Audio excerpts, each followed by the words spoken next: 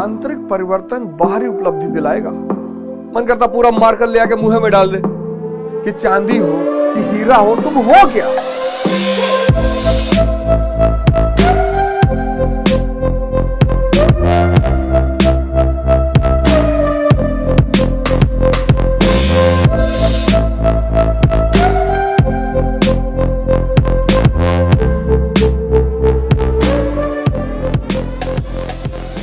तुमने जिस दिन अपने मन को समझा, पहला चरण क्या है? मन को समझना कि अच्छा ये मुझे बेवकूफ बना रहा है। पहला चरण है मन को समझना। वो भी ध्यान से ही होगा। हर लड़की से विवाह करना चाहता है, कहीं नहीं पाता, जानता पिटा जाएंगे, चाहता तो वही है। तो पहला चरण है मन को समझना कि यार मुझे मेरा मन ही बेवकूफ बना रहा है। तंबाकू खिला रहा है बुद्धिवर्धक चूर्ण बता के, सिगरेट पिला रहा है, कह रहा नींद नहीं आती, रात भर पढ़ाई होती, शराब पिला रहा है, कहता रिलैक्समेंट मिलती तो है रिलैक्समेंट, उससे ज्यादा कपालभाति से मिल जाएगी, भस्त्रिका से मिल जाएगी, पर मेहनत लगेगी और मन मेहनत से भागता है। तो पहला काम है मन को समझना। दूसरा काम है मन को बदलना। अब ये चैलेंजिंग काम है थोड़ा सा, समझना भी चैलेंजिंग है, फिर बदलना। अब बदलने के लिए क्या करना है? तपस्या करनी। हिमालय में नहीं जाना। जितने हमारे भाई बहन तैयारी कर रहे हैं, युवा हमारे, उनके लिए तो विशेषकर इस पे ध्यान देने की अवस्था है। उन्हीं के लिए मैं बात भी बेसिकली कर रहा हूं, ऐसे सब करें। तपस्या करनी है। अब ये जो तपस्या है, अब ये ग्लास है स्टील का ग्लास है। अब इस स्टील के ग्लास को जब हमें, इसका रूप मुझे बदलना है, इतने स्टील का कटोरा बनाना है, ग्लास का कटोरा,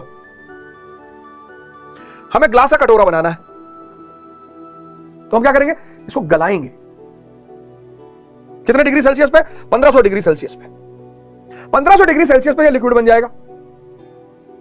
इसलिए तो मैंने कहा कि मोटिवेशन से सूचनाएं मिलेगी, बदलोगे नहीं, बदलने के लिए तपस्या करना पड़ेगा। अब तुम देख लो कि तुम क्या हो, स्टील हो कि लोहा हो कि सोना हो कि चांदी हो कि हीरा हो, तुम हो क्या? इस प्रक्रिया को, तापमान देकर खुद की बदलने की प्रक्रिया को तपस्या कहते हैं। कहीं जाने की कोई जरूरत नहीं, फिर से बोल रहा हूं डेफिनेशन। तापमान देकर खुद को बदलने की प्रक्रिया को तपस्या कहते हैं, जिसको साइंस में तुम मेल्टिंग पॉइंट कहते हो। अब ठंडक चल रही है, अब ये मन बदतमीजी करेगा, कहेगा रजाई ओढ़ के पढ़ो। रजाई ओढ़ के पढ़ोगे नींद आ जाएगी, कहेगा रजाई में पैर डाल लो। क्यों डाल रहे हो? अब रजाई में पैर डाले, पैर हो गया गर्म, उलट गए, तो इसका मतलब सड़क पे खड़ा होकर पढ़े ठंडी में, कपड़ा वपड़ा उतार के? नहीं, वो भी नहीं करना है, एक्सट्रीम पे नहीं करना है। कष्ट में कुछ तपस्या, कष्ट का बात है, कष्ट का। इसीलिए तो लोग भाग रहे हैं आज। पूछी बात कह रहा, कष्ट क्यों कर रहे हो? कैब चाहिए, ऊपर बुला लो तुम्हारे घर पे, और शाही ऊपर चाहिए। पहले धर्मशाले बने होते थे, धर्मशाले में चद्दर उद्दर होता था। आज तुम धर्मशाला और होटल में फर्क देखो। धर्मशाला, किसी धर्मशाला में रुक के देखो, और आज होटल इंडस्ट्री में रुक के देखो, जितना ज्यादा पैसा। मैं दुबई गया तो उन्होंने कहा साहब वहां कोई होटल है, नाम हम बताए, बोले वहां जरूर रुकिएगा, एक रात का 2-3 लाख रुपए लगता है, और वहां जरूर। मैंने कहा वहां है क्या? तो बताया गया कि अरे दुनिया की सारी सुविधाएं हैं। अब तुम ताज में रुकोगे, बंबई के ताज में, तो एक दिन का वो लेंगे 30,000 रुपया मिनिमम, और तुम हरिद्वार के काली कमली वाले धर्मशाले में रुकोगे तो एक दिन का लेंगे 500 रुपया। और घर जाके तुम बताओगे नहीं मोहल्ले में कि भैया धर्मशाले में रुके, तो देखेगा बड़ी हे दृष्टि से, नीच गरीब। और पैसा रख के धर्मशाला में रुके तो कहेगा कंजूस। और जब बताओगे ताज में थे और ये और वो और सिनेरियो फलाना, और समंदर दिखाई पड़ रहा था और परियां निकल रही थी उसमें से, मुझे टाटा कर रही थी, तो अरे भैया यहां क्या है? कष्ट है। इसलिए आज आश्रम से सब लोग भागना चाहते हैं। इसलिए एक सीरीज बनी आश्रम के नाम पर। किसी ने उसका विरोध नहीं किया, किसी ने उसका विरोध नहीं किया। यह हमारे देश की संस्कृति का एक बहुत बड़ा आश्रम,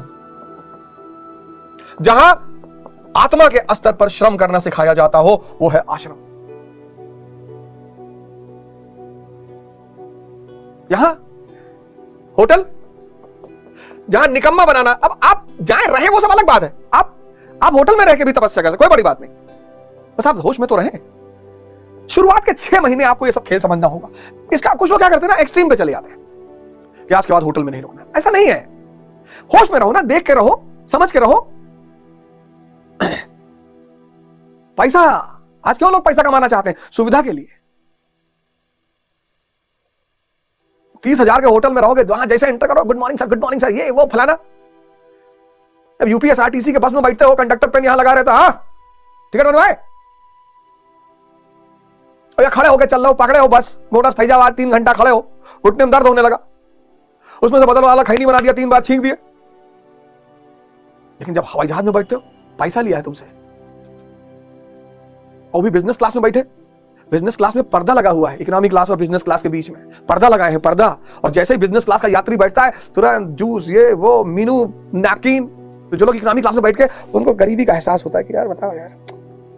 और सुनो, एयर इंडिया ने अपने इकोनॉमी क्लास और बिजनेस क्लास के बीच में, इकोनॉमी क्लास में लिख रखा है, washroom is at the rear, आगे मत जाना, राजाओं के लिए है।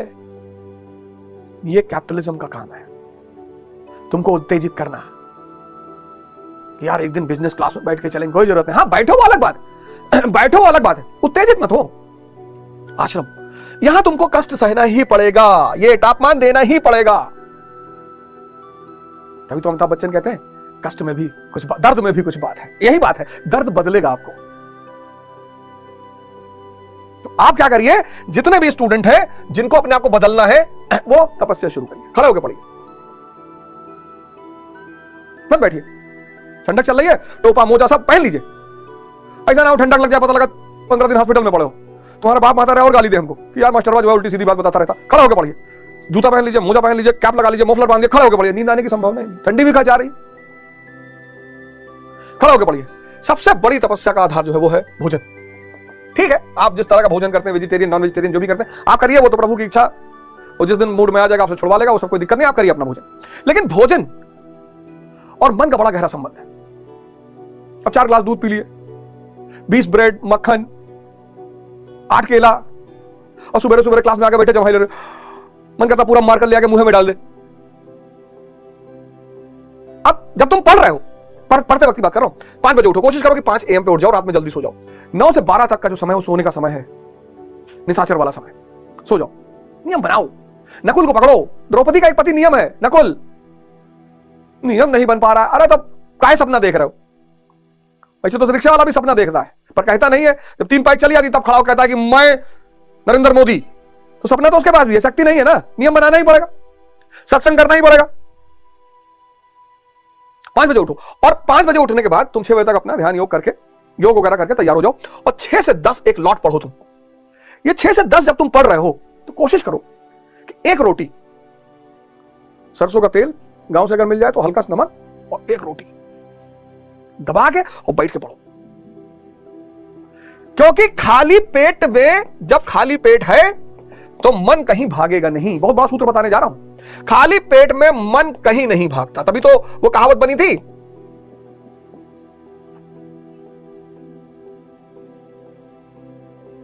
कि भूखे पेट भजन नहीं होता, भूखे पेट ही भजन होता है। मन भाग ही नहीं सकता। बहुत सारे मित्र हमारे पूछते हैं कि मन सर, मन को नियंत्रण कैसे करें? खाने को पकड़ लो। अब ये बहुत बड़ा खेल समझना, जैसे तुम्हारा खाली पेट, ये सूत्र पकड़ना, खाली पेट मन कहीं नहीं भागता। ये सबके लिए है, जो लोग ध्यान कर रहे हैं उनके लिए भी है, जो पढ़ाई कर रहे हैं सबके लिए। खाली सूत्र को पकड़ लिए, खाली पेट मन कहीं नहीं भागता। अब एक आदमी है राम, एक आदमी है श्याम। अब राम ने क्या किया कि 15 पराठा खा लिया सुबह सुबह, पेट भर गया, पेट भर गया, मन मस्त है, पेट भर गया और मन मस्त। बड़ी वाली बुआ, छोटी वाली मौसी, गांव फलाना भाग रहा है, और तुम किताब लिए बैठे हो, कुछ जा ही नहीं रहा। और जब तक मन में विचार चलते रहेंगे, तुम किताब पढ़ोगे, कुछ अंदर सेव नहीं होगा। आज बहुसंख्यक छात्र इससे परेशान है। अब शाम ने क्या किया, सुबह उठा, 1 रोटी खा ली, चलो पेट खाली है, पेट खाली है तो मन भी खाली है।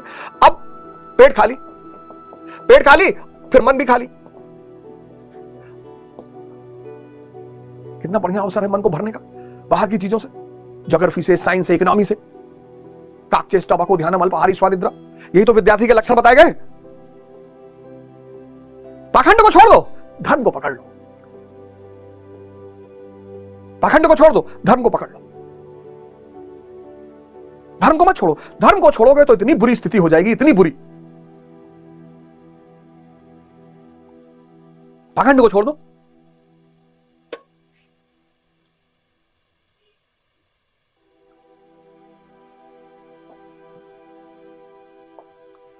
तो मन को समझना है, मन को बदलना है, मन को बदलने के लिए क्या करना है? तपस्या करनी। और यह है तपस्या का सिद्धांत। कष्ट उठाना है 6 महीने। 6 महीने अगर उठा लोगे, 6 महीने अगर तुमने तपस्या कर ली, 6 मंथ्स, तो ये जितनी भी कंपटीशन है ये सब तुम्हारे कब्जे में आ जाएंगे, सब। कोई बताया नहीं होगा आज तक। बाकी कहीं पढ़ो, दिल्ली पढ़ो, लंदन पढ़ो, कलकत्ता पढ़ो, न्यूयॉर्क पढ़ो, कुछ फायदा ही नहीं है। आंतरिक परिवर्तन बाहरी उपलब्धि दिलाएगा। 6 मंथ, 1 ईयर कर लिए, अरे तो एक बहुत ही जबरदस्त व्यक्तित्व हो जाएगा तुम्हारा। कुछ भी करो।